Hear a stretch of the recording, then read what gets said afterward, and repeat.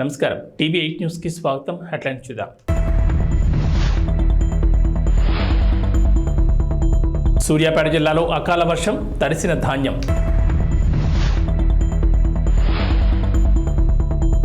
ఒంటిమిట్టలో సీతారాముల కళ్యాణం. నాతో పాటు సీఎం అయ్యే అర్హత కోమటిరెడ్డికే ఉంది. రేవంత్ రెడ్డి. జనమే జనం, పోటెత్తిన అభిమాన ప్రవాహం, కిక్కిరిసిన రహదారులు, రోడ్లకు ఇరువైపులా జనం బారలు, మహిళల హారతులు, పూల వర్షాలతో కనీవిని ఎరుగని అఖండ స్వాగతం నడుమ ముఖ్యమంత్రి వైఎస్ జగన్మోహన్ రెడ్డి మేమంతా సిద్ధం బస్ యాత్ర విశాఖ నగరంలో 45 కిలోమీటర్ల మేర సాగింది. సంక్షేమ రథసారథి, పేదల పెన్నిది, తమకు మంచి చేసిన జననేతను స్వయంగా చూసేందుకు పెద్దల నుంచి పిల్లల దాకా ప్రతి ఒక్కరూ మండు టెండర్ను సైతం లెక్క చేయకుండా వెల్లువల తరలివచ్చారు. అభిమాన నేతను దగ్గర నుంచి చూడాలని, వీలైతే మాట్లాడాలని, ఒక ఫోటో తీసుకోవాలని ఉత్సాహం చూపించారు.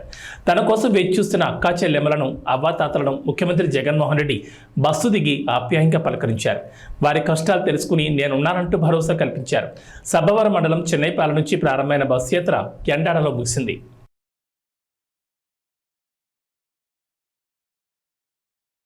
రెండు 2024 సార్వత్రిక ఎన్నికలకు సమయం దగ్గర పడుతున్న నేపథ్యంలో ఏపీలో రాజకీయాలు రోజు రోజుకి వేడెక్కుతున్నాయి. ఎన్నికల సమరం కీలక దశకు చేరిన క్రమంలో పొలిటికల్ హీట్ పీక్స్ చేరింది.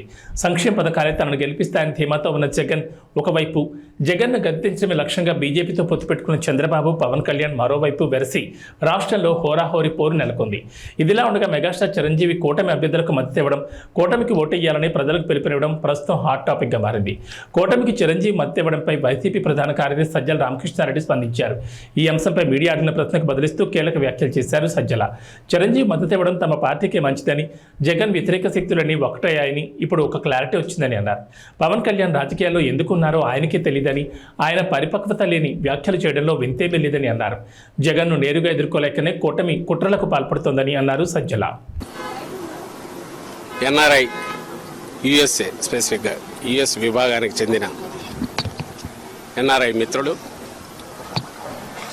13 వెహికల్స్కు, ప్రచార రథాలకు స్పాన్సర్ చేస్తూ మొత్తం తయారు చేయించారు. వాటిని ఇప్పుడే జెండా ఊపి ప్రారంభించి నియోజకవర్గాలకు పంపారు. ఇది పూర్తిగా ఎవరూ అడిగింది కాదు. స్వచ్ఛందంగా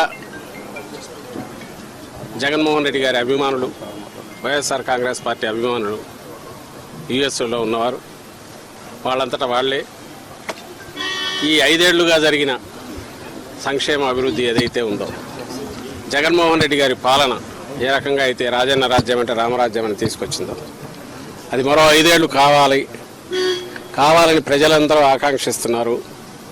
ఎక్కడికెక్కడ స్వచ్ఛందంగా ముందుకు వస్తున్నారు.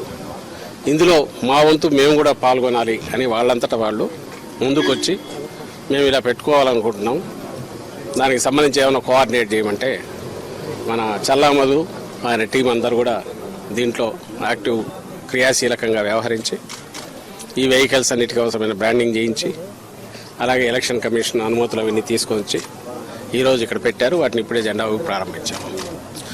ఇది నిజంగా సంతోషించదగ్గ విషయం. ఎవరికి వాళ్ళు ఇది మా ఇంట్లో పెళ్ళినట్టు, ఎవరికి వాళ్ళు ఇది మా విజయం, జగనన్న విజయం అంటే మా విజయం అని అనుకొని ఎక్కడెక్కడ ఉన్న వాళ్ళందరూ కూడా వాళ్ళంతా వాళ్ళే ముందుకు రావడం అనేది చాలా సంతోషించదగ్గ విషయం. అండ్ ఎలా పార్టీ ఓ ప్రభంజనంలాగా వైఎస్ఆర్ కాంగ్రెస్ పార్టీ ఎలా విజయం సాధించబోతోంది, ప్రజల గుండెల్లో ఎట్లయితే స్థానం సంపాదించుకుందో, అలాగే విదేశాల్లో ఉన్న అభిమానులు కూడా మా అన్న వల్ల రాష్ట్రం బాగుపడుతుంది, మా జగనన్న వల్ల అని ఎంత గర్వంగా ఫీల్ అవుతున్నారు అన్నదంతా ఈరోజు వాళ్ళ ఈ క్రియాశీలకంగా ప్రోయాక్టివ్గా వాళ్ళు తీసుకున్న దీంట్లో రిఫ్లెక్ట్ అవుతుంది. ఇక్కడ అందులో పార్టిసిపేట్ చేసిన వాళ్ళు ఇక్కడ కూడా ఉన్నారు కొంతమంది. ఇందులో ఈ యజ్ఞంలో పార్టిసిపేట్ చేసి స్పాన్సర్ చేస్తున్న వాళ్ళలో కొంతమంది యూఎస్ఏలో ఉన్నట్టున్నారు. వాళ్ళు తమ పేర్లు చెప్పమనట్లేదు, లేదా మాకు ప్రచారం కావాలని వాళ్ళు అడగట్లేదు. మేము జగనన్న చేస్తున్న ఈ యజ్ఞంలో మేము కూడా పార్టిసిపేట్ చేయాలనుకుంటున్నాం. ఈ విజయంలో మా వంతు మేము కృషి చేసినట్టు ఉండాలి, ఇంకా ఎక్కడన్నా ఉంటే చెప్పండి అని కూడా వస్తున్నారు. వాళ్ళందరికీ నా అభినందనలు. అలాగే గత వారం రోజులుగా రెయిన్బోలు పనిచేసి వీటన్నిటిని రెడీ చేసుకున్న ఇక్కడ పార్టీ కార్యకర్తలకు, అలాగే ఇక్కడ ఉన్న సభ్యులందరికీ కూడా నేను అభినందనలు తెలియజేస్తున్నా.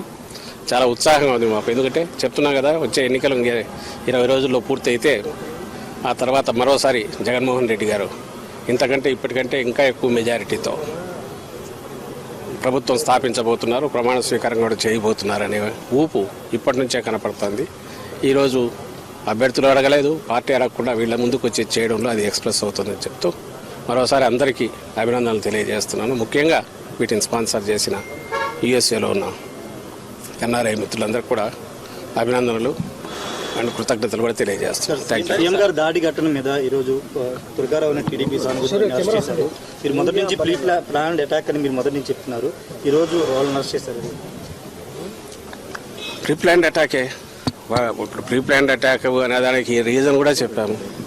ఎందుకు చెప్పామంటే జరిగిన పద్ధతి కానీ ఆ ఫోర్స్ ఎంత ఫోర్స్ఫుల్గా వచ్చింది అనేది కానీ అది ఇద్దరికి తగిలి కూడా అంతే ఫోర్స్ఫుల్గా తగలడం అంటే ఇట్ ఈజ్ నాట్ ఎవరో ఆకతాయి చేసిందో ఊరక గాల్లోకి విసిరిందో ఇచ్చేసిందా కాదనేది అక్కడ క్లియర్గా అర్థమవుతుంది. గురిపెట్టి కొట్టారు, అదృష్టవశాత్తు తప్పింది, మా అదృష్టవశాత్తు అది తప్పింది. అక్కడికి ఈయనకు తగిలి రెండవది వెల్లంపల్లి శ్రీనివాస్ కూడా తగిలింది. ఆయన కన్నుకు తగిలింది నేరుగా. ఆయనకే అంత ఫోర్స్ఫుల్గా తగిలింది అంటే జగన్మోహన్ రెడ్డి గారికి ఇంకా ఎంత గట్టిగా తగిలి ఉంటుంది. అది కొంచెం కింద అయితే ఏమయ్యేది, ఇది మేము ఎక్స్ప్రెస్ చేసింది. మేము ఎక్స్ప్రెస్ చేయడానికి ఒక సాలిడ్ రీజన్ ఉంది. అయితే దీని మీద వాళ్ళు టీడీపీ కానీ అలాగే పవన్ కళ్యాణ్ గారికి బ్యాచ్ కానీ వీళ్ళు అంటున్న మాటలు ఇదంతా డ్రామా అని అంటున్నారు. మళ్ళీ చెప్పాము, మళ్ళీ చెప్తున్నాను, ఇదే డ్రామా వాళ్ళని ఆడమని చెప్పండి. నిజంగా దూరం నుంచి రాయి పెట్టి కొట్టించుకోమండి ఎట్లుంటుందో. ఎవడైనా సరే అక్కడ నుంచి రాయి పెట్టి కొట్టించుకోవడము ఇంకోటి చేయడం అనేది సాధ్యమా? సెకండ్ థింగ్, ఆ కాన్స్టిట్యున్సీకి సంబంధించిన బోండావమో ఎవరో టార్గెట్గా మూవ్ అవుతున్నారు, ఆయన ఇరికించాలని చూస్తున్నారు అంటారు. ఇరికించాలని చూడడం ఇది. రేపు ఎవడైనా సరే హత్య చేసిన వాడైనా నన్ను హత్య దీంట్లో ఇరికించాలనుకుంటున్నారంటే ఎట్లా కుదురుతుంది? When there is a reason, valid reason to doubt, దాని మీద ఇన్వెస్టిగేషన్లో తేలినప్పుడు దీని వెనక ఏదైనా కుట్ర ఉంది, కొట్టినవాడు ఎవరు, దాని వెనక కుట్ర ఉంది. ఆ కుట్ర ఉంది నేను ఎందుకు అనుకుంటున్నామంటే అది సాహసం. ముఖ్యమంత్రి గారి మీద గురిపెట్టి ఒక వెపన్తోనో ఇంకో రకంగానో లేదా గట్టిగా తగిలే రకంగా సాహసం ఎవరు చేయగలరు? వెనక ఎవరెవరన్నా ఉండాలి, లేదా వెనక వాళ్ళు రెచ్చగొట్టిన దానివల్ల రెచ్చిపోయినా ఉండాలి. ఇందులో ఎంతవరకు ఆ వెనక ఉన్న వాళ్ళ పాత్ర ఉంది అనేది కూడా ఇన్వెస్టిగేషన్తో దాని ప్రకారం మూవ్ అవుతారు. ఇందులో ఒక నిరికించేది ఏమి ఉండదు. వాళ్ళు చేసి ఉంటే దొరుకుతారు, దొరికితే చట్టం పని తను చేసుకుపోతుంది, లేదు అనుకుంటే అక్కడికి ఆగుతుంది. కానీ ఒకటి ఖాయంగా కనపడేది ఏంటంటే ఇది ఒక పథకం ప్రకారం జరిగింది అనేది మేము ఏదన్నామో అది రుజువు అవుతుంది. అలా అనడానికి కూడా వ్యాలిడ్ రీజన్ మననే చెప్పాం. అలాగే మళ్ళీ చెప్తున్నాం, ఒకవేళ ఇది ఎవరైనా డ్రామాలు అనుకుంటే ఆ రోజు కత్తితో 19లో జరిగిందైనా ఈరోజు రాయితో తగిలిందైనా ఆ డ్రామా ఏదో వాళ్ళని ఎనాక్ట్ చేసి చూపమంటున్నాం. ఒకవేళ వాళ్లకు కావాలంటే దూరం నుంచి ఒకటి వేయించుకొని రాయి ఎక్కడ తగులుతుందో ఆ సాహసం చేయమనండి. తలకాయ ఉండేవాడు ఎవడైనా డ్రామాలు వేసేవాడు అర్థం చేయించుకుంటాడా? ఏమన్నా దానికి వాళ్ళే ఆన్సర్ ఇవ్వాలి. ఈరోజు కూడా అదే మాట్లాడుతున్నారు. వాళ్ళంతటా వాళ్ళే 2 స్టోరీలు రాస్తున్నారు. వాళ్ళంతటా వాళ్ళే మేము ముందే చెప్పినట్టుగా ఇరికించాలని చూస్తున్నారని. అది అతని రోల్ ఉంటుంది కాబట్టి దాంట్లో బయటకు వస్తుంది. రోల్ ఎందుకు ఉంటుందంటే వాళ్ళు పవర్ఫుల్, వాళ్ళ పాపకం లేని కింద ఇంకోడెవడో ఆ పని చేయలేడు కాబట్టి. సో మా స్టాండ్ అదే ఉంది, అదే రుజువు అవుతుంది ఈరోజు. అది బోండా ఉమా, లేదంటే ఆయనకంటే పై వాళ్ళు ఉన్నారా, లేదంటే ఆయన కింద వాళ్ళు ఆయన ఆశీస్సులతో చేయించారా, ఎవరు ఉందనేది ఇన్వెస్టిగేషన్లో తేలాలి. మేము చెప్పగలిగింది ఆ incident pre planned, pre meditated attack అనడానికి కావాల్సిన ఆధారాలు ఉన్నాయి. అది ప్రీ ప్లాన్డా ప్రీ మెడిటేటెడ్ అనే ఆధారాలు ఉన్నప్పుడు దానికి తగిన మోటివ్ ఎవరికి ఉంటుంది అనుకున్నప్పుడు పలానా వాళ్ళు ఉండొచ్చు అని భావించినాము. వాళ్ళు కాక ఇంకోరు ఎవరైనా ఉండొచ్చా, అంతకంటే చంద్రబాబు నాయుడు కంటే ఇంకా పైన ఎవరైనా ఉన్నారా, లేదంటే చంద్రబాబు నాయుడు కంటే కింద వాళ్ళు అనుకున్నారా, ఇవన్నీ ఇన్వెస్టిగేషన్లో తేలాల్సినవి. ఏం జరిగింది దాడి, అది హత్యాయత్నం. దానికి సంబంధించి ఎవరు బాధ్యులో వాళ్ళు పట్టుకునే ప్రయత్నం చేస్తే బాగుంటుందని కంప్లైంట్ ఇచ్చారు, వాళ్ళు ప్రయత్నం చేస్తున్నారు.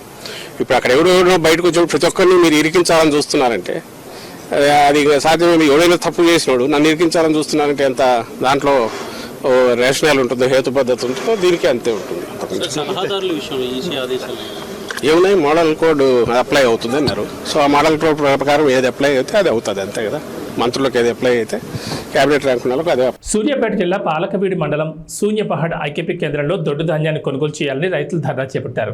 5 రోజుల నుంచి కొనుగోలు కేంద్రాల వద్దకు లారీలు రాకపోవడంతో వర్షం దెబ్బకు ధాన్యం తడిసిపోతున్నాయని కర్షకులు ఆవేదన వ్యక్తం చేస్తున్నారు. బస్తాకి అడుగు భాగాన ఉన్న ధాన్యం మొలకలొస్తున్నాయని ఆందోళన చెందుతున్నారు. అధికారులు స్పందించి త్వరితగతిన మిల్లులకు తరలించాలని కోరుతున్నారు. నల్గొండ జిల్లాలో పలు ఐకేపీ కొనుగోలు కేంద్రాల వద్ద ధాన్యాన్ని మిల్లులకు తరలించాలంటే లారీ డ్రైవర్లు బస్తాకు ₹2 చొప్పున డబ్బులు డిమాండ్ చేస్తున్నారని రైతన్నలు ఆరోపిస్తున్నారు. కొన్ని చోట్ల ఈదురుగాలుల ప్రభావానికి ధాన్యం రాసులపై కప్పిన పట్టాలు సైతం కొట్టుకుపోవడంతో ధాన్యం తడిసి మొలకలొస్తున్నాయి. పండించిన పంటను మార్కెట్లో విక్రయించాలంటే అన్నదాతకు సవాల్గా మారింది.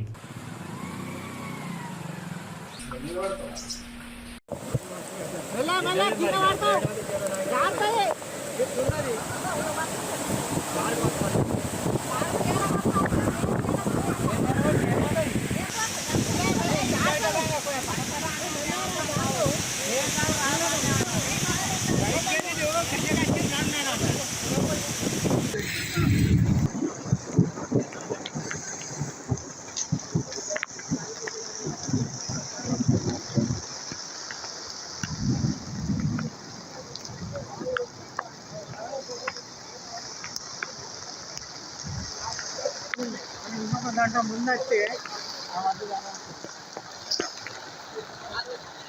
42 ఇది 60 రూపాయలు తడిసిన వాటిని ఇట్లా తీసుకోమని చెప్పి తీసుకోపోవాలి. తీసుకోపోతేనే కరెక్ట్, లేకపోతే మేము మళ్ళీ మా ఎట్లా పట్ల పోయాలి. మాకు గవర్నమెంట్ ఎవరో అది తడపడి మేము కాబట్టి ఎవరు రాక బట్టలు నడిచి రైతులు మరి ఈ రోజు మొత్తం బత్తరాన్ని తడిచినాయి. దీన్ని అట్లనే చెప్పి వారు డిమాండ్ చేస్తా ఉన్నారు. రైతులు కూడా మరి దాన్ని మళ్ళీ తీసి మళ్ళీ పోయాలంటే చాలా ఇబ్బంది అవుతుంది రైతులకు. ఇప్పుడు నైట్ వచ్చిందంటే బండి వచ్చిందంటే బండి లేచిపో.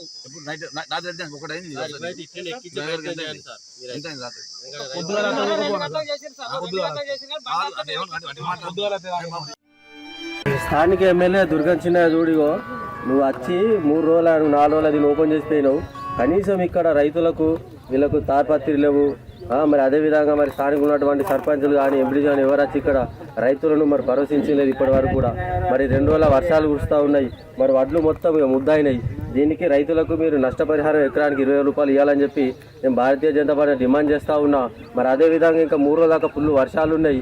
కనీసం ఇక్కడ ఉన్నటువంటి స్థానికులు కానీ రైతులను ఇంత ఘోరంగా మీరు చేయడం సరికాదు. మీరు వెంటనే స్పందించి ఇప్పటికైనా కూడా రైతులను మీరు ఆదుకోవాలని చెప్పి మేము డిమాండ్ చేస్తూ ఉన్నాం. మరి ఎందుకంటే ఇంకా 2-3 రోజులకు అకాల వర్షాలు బాగా ఉన్నాయి. మరి రైతులు ఈ ముద్దైనటువంటి మీరు వెంటనే స్పందించి ఈ 2-3 రోజులు ఖాళీ చేయాలని చెప్పి మేము డిమాండ్ చేస్తూ ఉన్నాం. పొన్నమి వెలుగుల్లో కోదండరాముడి కళ్యాణం నిర్వహించనున్నారు. సాయంత్రం 6:30 నుంచి రాత్రి 8:30 వరకు పౌర్ణమి రోజున పండు వెన్నెల్లో రాములోరి కళ్యాణోత్సవం జరగనుంది. ఒంటిమిట్ట కోదండరామస్వామి ఆలయంలో నవమి బ్రహ్మోత్సవాలు అంగరంగ వైభవంగా సాగుతుండగా అందులో భాగంగా చైత్ర పౌర్ణమి రోజు రాత్రి స్వామివారికి కళ్యాణం జరిపించడం ఒంటిమిట్టలో ఆనవాయితీగా వస్తోంది. ఈ నేపథ్యంలో జరిగే కళ్యాణం కోసం ఒంటిమిట్ట సర్వాంగ సుందరంగా ముస్తాబైంది. ఇక ఒంటిమిట్ట ఆలయం కడప నుంచి తిరుపతి వైపు వెళ్లే రహదారికి పక్కనే ఉండడంతో కళ్యాణోత్సవం దృష్ట్యా ఆ ప్రాంతంలో ట్రాఫిక్ దారి మళ్లించారు. ఒంటిమిట్ట కోదండరాముడి కళ్యాణోత్సవం సందర్భంగా కడప తిరుపతి మధ్య భారీ వాహనాలు దారి మళ్లించారు. శ్రీలంకలోని ఉవాఫ్ రావెన్స్లో మోటార్ రేస్ జరుగుతున్నప్పుడు కారు అదుపు తప్పి కింద పడడంతో కనీసం 7 మరణించారు. మరో 23 మంది తీవ్రంగా గాయపడ్డారు. ఆదివారం దీతాలావా పట్టణంలోని ఫాక్స్ హిల్ సూపర్ క్రాస్ ఈవెంట్లో ఈ ఘటన చోటు చేసుకుంది. మృతుల్లో 8 ఏళ్ల బాలుడు, 4 ట్రాక్ అసిస్టెంట్లు ఉన్నారని పోలీస్ అధికార ప్రతినిధి నిహాల్ తల్దువా తెలిపారు. ది డైలీ మిర్రర్ షేర్ చేసిన సోషల్ మీడియాలో ఒక వీడియో అస్తవ్యస్తమైన దృశ్యాన్ని సంగ్రహించింది. ఎర్రటి కారు గుంపుతో ఢీకొనడానికి ముందు ప్రమాదాన్ని తగ్గించడానికి ట్రాక్ మార్షల్ సిగ్నలింగ్ చేయడం చూపిస్తోంది.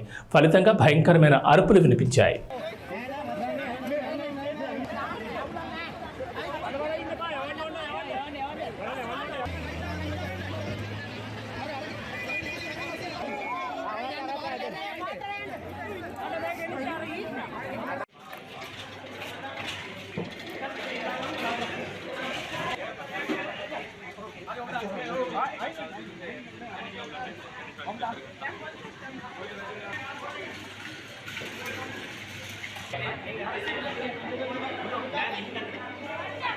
కేరళలో మరోసారి బర్డ్ ఫ్లూ కేసులు నమోదు కావడం కలకలం రేపుతోంది. కేరళలోని అల్లాపుర జిల్లాలో బర్డ్ ఫ్లూ వ్యాప్తి చెందినట్లు అధికారులు గుర్తించారు. 2 గ్రామాల్లో బర్డ్ ఫ్లూ లక్షణాలతో ఉన్న బాతుల నమూనాలను పరీక్షల నిమిత్తం భోపాల్లోని ల్యాబ్కు పంపగా వ్యాధి నిర్ధారణైంది. శాంపిల్స్లో ఏవియన్ ఇన్ఫ్లుయెంజా ఉందని నిర్ధారించారు. దీంతో అప్రమత్తమైన జిల్లాధికారులు ఆయా గ్రామాల్లోని 2 లక్షల కోళ్లు బాతులను చంపి పూడ్చిపెట్టారు. కేరళలో బర్డ్ ఫ్లూ వ్యాప్తి చెందడంతో అలర్ట్ అయింది తమిళనాడు ప్రభుత్వం. కేరళ సరిహద్దుల్లోని చెక్పోస్టుల వద్ద నిఘా పెంచింది. తమిళనాడు కేరళ సరిహద్దుల్లో విస్తృత తనిఖీలు చేపట్టారు అధికారులు. ఉండవల్లిలో నివాసంలో పార్లమెంటు శాసనసభకు పోటీ చేసే అభ్యర్థులకు చంద్రబాబులు బీఫారాలు అందజేశారు. అనంతరం అభ్యర్థులతో ప్రతిజ్ఞ చేయించారు. బీఫామ్లు తీసుకున్న ప్రతి ఒక్కరూ గెలిచి చట్టసభలో అడుగుపెట్టాలని స్పష్టం చేశారు. ప్రజలు కార్యకర్తల అభిష్టం మేరకే అభ్యర్థులు ఎంపిక జరిగిందన్నారు. రాక్షసులతో యుద్ధం చేస్తున్నదన్న ప్రతి ఒక్కరూ సంకల్పంతో ముందుకెళ్లారని తెలుగుదేశం అధినేత చంద్రబాబు అభ్యర్థులకు దిశానిర్దేశం చేశారు. రాష్ట్రానికి జగన్మోహన్ రెడ్డి ఏం చేశాడో చెప్పుకోలేక డ్రామాలు తెరతీస్తున్నారని విమర్శించారు. పెన్షన్ల విషయంలో జగన్ చేసిన కుట్రలు, ఆడిన గులకరాయి డ్రామాను ప్రజలు చీకొట్టారని దుయ్యబట్టారు. ప్రజాగాళానికి వస్తున్న స్పందనే జగన్ పతనాన్ని చాటి చెప్తోందని ధీమా వ్యక్తం చేశారు.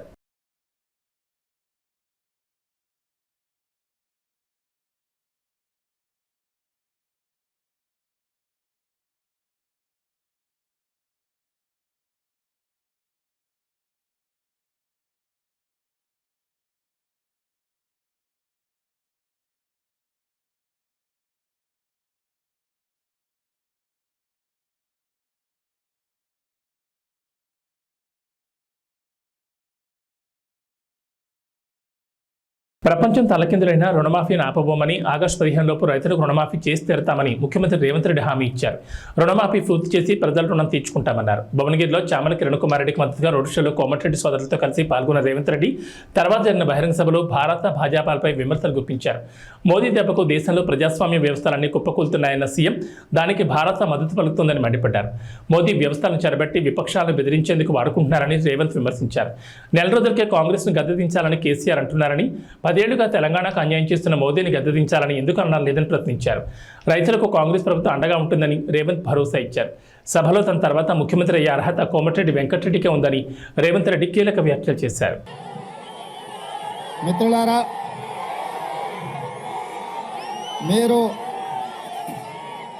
ఒక్క 10 నిమిషాలు నిశ్శబ్దంగా సావధానంగా వింటే మనం చాలా విషయాలు మాట్లాడుకోవాల్సిన అవసరం ఉంది.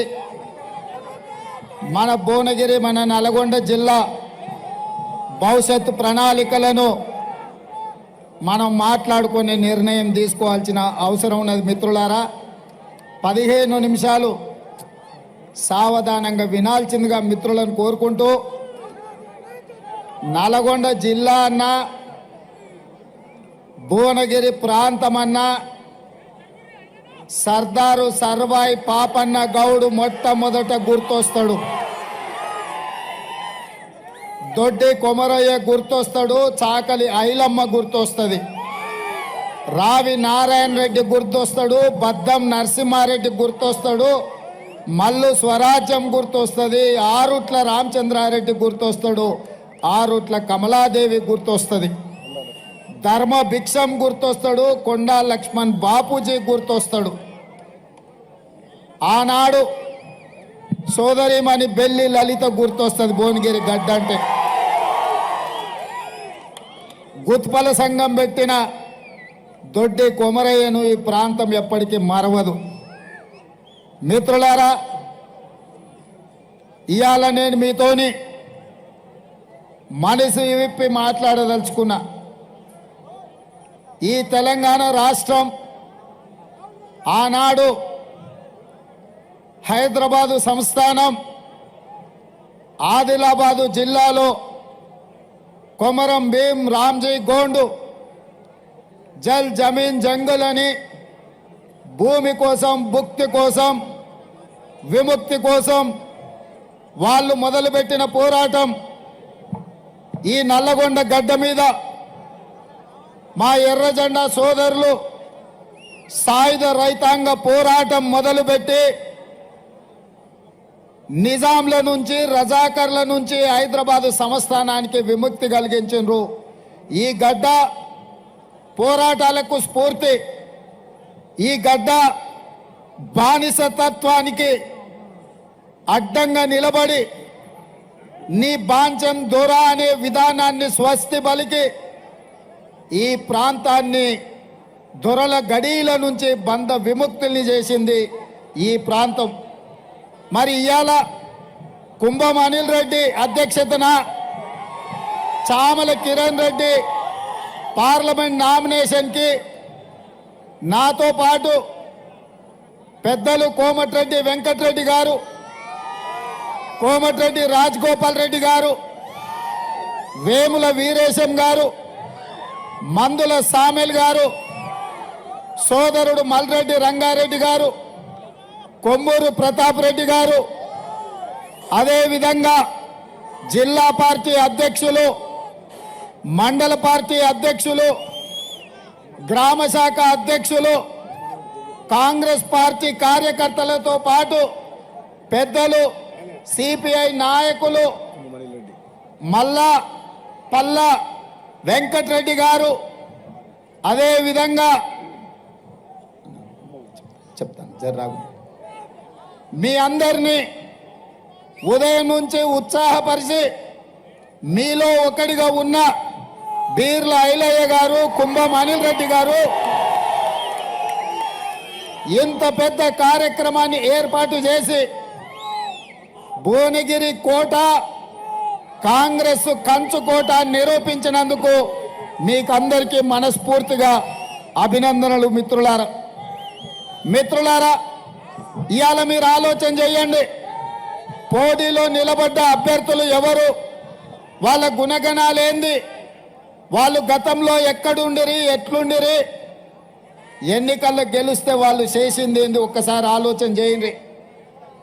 2009లో ఎట్లయితే ఆనాడు యువకుడుగా మీ అభిమాన నాయకుడిగా ఎదిగి 2009లో భువనగిరి పార్లమెంటు నుంచి మిత్రుడు రాజగోపాల్ రెడ్డి గారిని మీరు గెలిపిస్తే మీ ఆశీర్వాదం తీసుకొని మీరండగా నిలబడితే ఢిల్లీ దద్దరిల్లేలా తెలంగాణ నినాదాన్ని వినిపించి పార్లమెంటును స్తంభింపజేసి సహచర పార్లమెంటు సభ్యులందరినీ కూడా తీసుకొని 2014లో తెలంగాణ రాష్ట్రాన్ని సాధించుకొని మీ గడ్డ మీద కాలు పెట్టిండు మీ బిడ్డ కోమటిరెడ్డి రాజగోపాల్ రెడ్డి. అఫిడవిట్లో పేర్కొన్న అప్పులపై షర్మిల ఆసక్తికర వ్యాఖ్యలు చేశారు. జగన్ తనకు 82 కోట్లు అప్పిచ్చారని అఫిడవిట్లో చూపించారని, తనకు రావాల్సిన వాటాను అప్పిచ్చినట్లు చూపించడం దారుణమన్నారు. ఆస్తిలో వాటా పొందేందుకు ఆడబిడ్డకు హక్కు ఉంటుందని, కొందరు చెల్లెలకు కొత్తరు ఇచ్చి అది కూడా అప్పిచ్చినట్లు చూపిస్తారని విమర్శించారు. న్యాయ రాజధాని పేరుతో కర్నూలు ప్రజలను వంచారని ఏపీ పిసిసి అధ్యక్షురాలు వైఎస్ షర్మిల ఆగ్రహం వ్యక్తం చేశారు. న్యాయయాత్ర పర్యటనలో భాగంగా కర్నూలులో పర్యటించిన ఆమె కర్నూలును స్మార్ట్ సిటీ చేస్తామని చెప్పి కనీసం మంచినీళ్ళు కూడా ఇవ్వలేదని దుయ్యబట్టారు. వైకాపా 5 ఏళ్ల పాలనలో ఒక్క ప్రాజెక్టు సైతం పూర్తి చేయలేదని మండిపడ్డారు. గుండ్రేవల ప్రాజెక్టు పూర్తయింటే కర్నూలు వాసులకు నీళ్లు వచ్చేవని షర్మిల అన్నారు.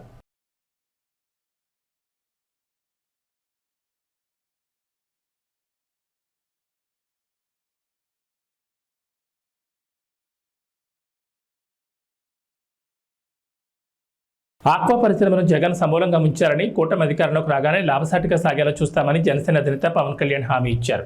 కేంద్రం సహకారం లేకపోతే రాష్ట్రాభివృద్ధి అసాధ్యమన్నారు. వైకాపా నేతలకు డబ్బులు ఎక్కువైపోయి అహంకారంతో మాట్లాడుతున్నారని మండిపడ్డారు. చిరంజీవి కూటమి నేతలకు మద్దతు ప్రకటించగానే సజ్జల రామకృష్ణారెడ్డి ఎంతమంది కలిసినా లెక్కలేదంటున్నారని మండిపడ్డారు.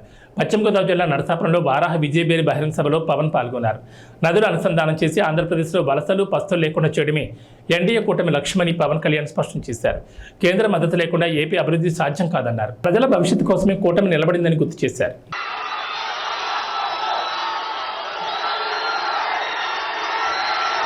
నరసాపురం చాలా మంచి జ్ఞాపకాలు ఉన్నాయి. మన వారాహి సభలో కూడా చెప్పాను, తప్పిపోతే నరసాపురంలో చిన్నప్పుడు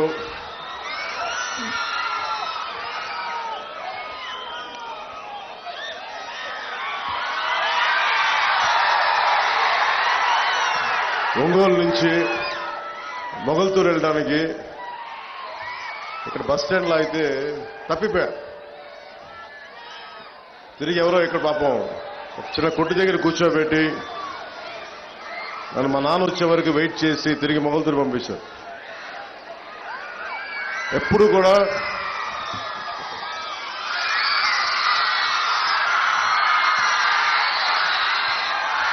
నాకు నర్సపూరు మొగల్తూరు చాలా తీపి జ్ఞాపకాలు. పోయిన సంవత్సరం పోయిన ఎన్నికల్లో 2019 ఎన్నికల్లో ఇక్కడే మన నర్సపురంలో ఆరోగ్యం బాగలేక పడిపోయినా వచ్చి ఆ రోజు మాట్లాడి మీతో మనస్ఫూర్తిగా మీతో పంచుకున్నందుకు నాయకర్ గారికి చాలా తక్కువ ఓట్లతో ఓడిపోయారు. ఆయన కష్టమైన సమయంలో కూడా మీరు అండగా నిలబడ్డారు. నర్సపురం ప్రజలు గుండెల్లోకి తీసుకున్నారు. ఇది 2024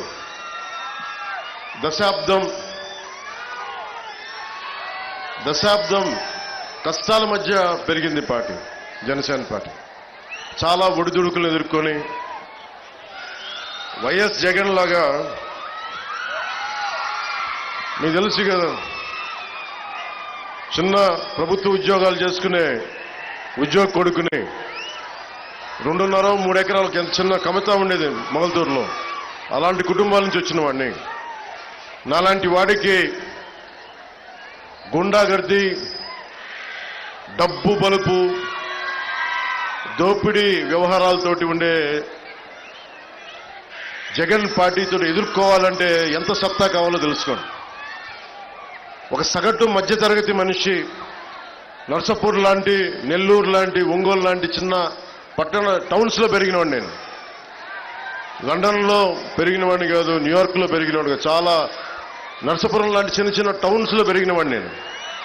సో నాకు ప్రతి మనిషి కష్టాలు తెలుసు. నాకు నర్సాపురం గురించి చెప్పాలంటే అన్నయ్య మెగాస్టార్ చిరంజీవి గారు వైఎం కాలేజ్లో ఆయన ఎన్సీసీ క్యాడెట్గా ఉన్నప్పుడు ఆయన రోయింగ్ బోర్డు క్యాప్టెన్, ఆయన ఎన్సీసీ క్యాప్టెన్, ఆయన ఎన్సీసీ క్యాడెట్స్కి కాలేజ్ క్యాప్టెన్.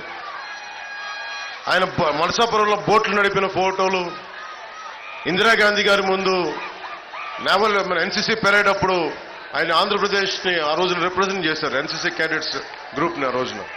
ఆ జ్ఞాపకాలు నాకు నర్సాపురం అంటే.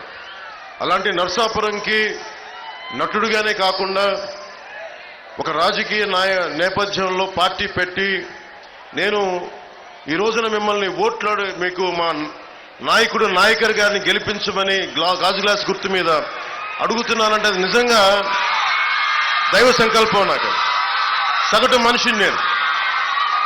అలాంటి నేను మీ అందరి ఆశీస్సులతోటి ఒక దశాబ్దంగా దెబ్బలు తింటా ఉన్నాను. ఓడిపోయాను 2 చోట్ల. కానీ నిలబడ్డానంటే చెక్కు చెదరని మీ అభిమానం, చెక్కు చెదరని మీ ప్రేమ, ఆడబిడ్డలు, ఆడపడుచులు, యువతులు, తల్లులు, ఇక్కడే కాదు దారి పొడవుతా ప్రేమాభిమానాలు, నీరాజనాలు. ఇందాక నుంచి చూస్తా ఉన్నాను. ఆ పక్క నుంచి సభ జరుగుతున్నంతసేపు, నుంచున్నంతసేపు దాదాపు అరగంట సేపు హారతులు పడుతూనే ఉన్నారు. మా ఆడపడుచులకి, మా అక్క చెల్లెళ్ళకి, యువతులకి కృతజ్ఞత అభివందనాలు. ఈ ఎన్నికలు చాలా కీలకమైనవి. మీరు ఊహించుకుంటే 2019లో వచ్చాం. ఈరోజు కాలం గిర్రం తిరిగిపోయింది. మీ భవిష్యత్తు కావాలి. మీ భవిష్యత్తు కోసం నిలబడి ఉన్నాం. మీ బంగారు భవిష్యత్తు కోసం.